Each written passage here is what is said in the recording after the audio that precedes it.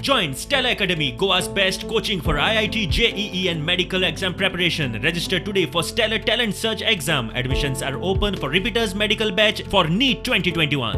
हमने हमारे पास स्लॉट्स की रिक्वेस्ट आई थी एयर इंडिया की तरफ से एयर बबल अरेंजमेंट में।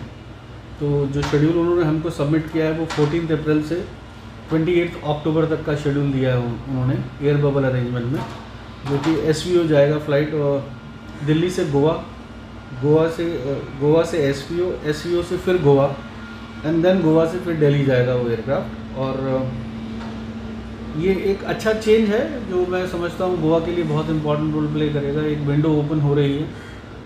Goa is Russia is said to be comparatively safer, so there are certain protocols which have to be followed as decided by both the governments.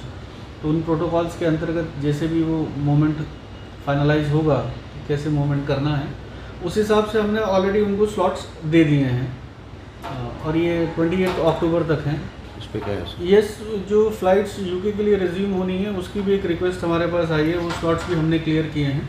We have worked out some solution that के हम उन flights को भी in between handle कर सकें।